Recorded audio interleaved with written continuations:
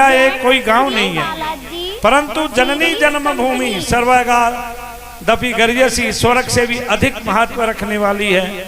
इसलिए आप सब लोग है जो इस शरीर के न जाने क्या क्या लगते हैं, और आप इस शरीर के ऊपर इतना अनुग्रह और इतना प्रेम रखते हैं, और साधु होने के पश्चात भी इस शरीर को और बलदेव नाम के व्यक्ति को इतना आदर देते हैं। इसके लिए मैं आप सबको बहुत बहुत साधुवाद और बहुत बहुत धन्यवाद। मेरे यहाँ नाना, बड़े नाना भी बैठे होंगे, कोई मेरे नाना भी हैं, कोई मामा भी हैं।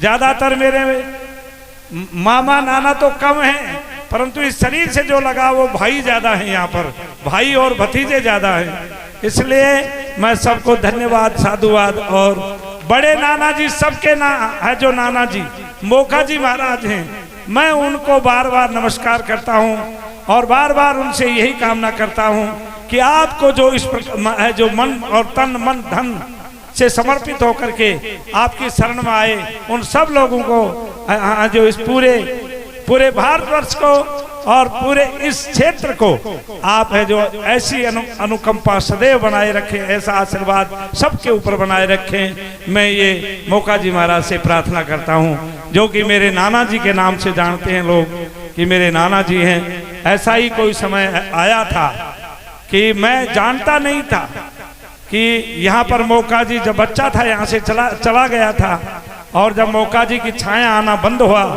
और किसी घर में एक छाया आई, और उस छाया में ये कहा गया या तो मेरे भांजे के से यहाँ गऊ लाओ या त्रिवेणी से गऊ लाओ और उसका दूध मेरे ऊपर चढ़ाओगे, तब मैं पुनः प्रकट होकर के आशीर्वाद दूंगा, मैं पुनः छाया आएगी। और वही हुआ, रामेश्वर जी ब्राह्मण के घर गऊ आई, और वो गऊ का चमत्कार मैं आप सब लोगों के सामने बताता हूँ कि यहाँ ऐसा हुआ। तो हमारे ये बड़े बूढ़े जो नाना मामा हैं, इन्होंने निर्णय लिया कि बड़े महाराज जो हैं उनके पास किसी ऐसे बड़े गुआड़े के साथ गुआड़ को भेजो, वो गुआड़ों पर प्रसन्न हो जाएंगे, बच्चों पर प्रसन्न हो जाएंगे। जाकर के गुआड़ ने कहा, जाकर सीधी भाषा में कहा, गांव की भाषा में, और कहा कि ये एक मोका जी महाराज के यहाँ से आया हूँ। उसने तो ऐसा नहीं कहा, बोले मैं मोका जी के यहाँ से आया हूँ, अरे बाबा जी तेरा कहना एक गाय ले जाऊंगो। मैंने कहा कि गाय किस लिए? बोले मोको जी महाराज मंगाई छे गाय। तो मको बाबा जी तो कोना मने कौन था बाबा जी छे कौन थे? मोको जी गाय मंगाई छे। मेरा ख्याल से हीरा के ही परिवार में से कोई गया था, पता नहीं, मुझे ऐसा याद है, क्यों वो जानता था बाबा जी को। तो इतने में बाबा जी काला झोड़ा लटका करके, आप जानते हो इतना बड़ा झोड़ा रखते थे, और एक डंडा। बाबा जी आगे बोले क्या बात है? मैं ये मोका जी महाराज कैसे आया? बोले क्या बात? ये चमत्कार की बात बता रहा हूँ। मोका जी का सर्व पहले मैंने जो चमत्कार देखा, अपनी आंखों से चमत्कार देखा, तो यहाँ है जो मोका जी महाराज की छाया नहीं आती है, और मोका जी महाराज ने किसी और घर में छाया में आकर के कहा है कि या तो मेरे भांजे के से यहाँ गाय लाओ और या त्रिवेणी से गाय लाओ।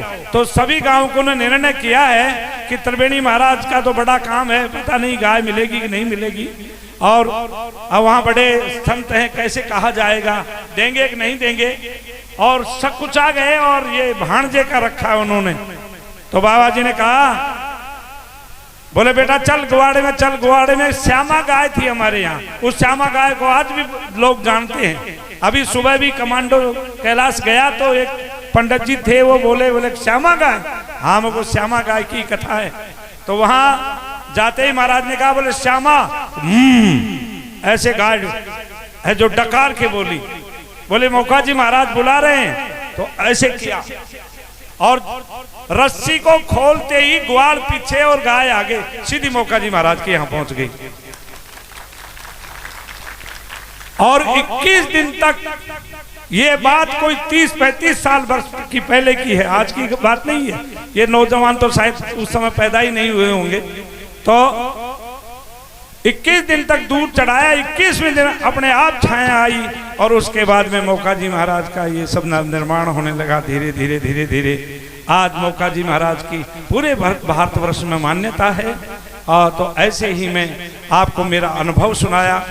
और सदैव मोका जी महाराज हमारे ऊपर इसी प्रकार से कृपा बनाए रखें और इसी प्रकार सबकी मनोकामना पूर्ण करते रहें। मैं इन्हीं शब्दों के साथ अपनी वाणी को विराम देना चाहता हूँ।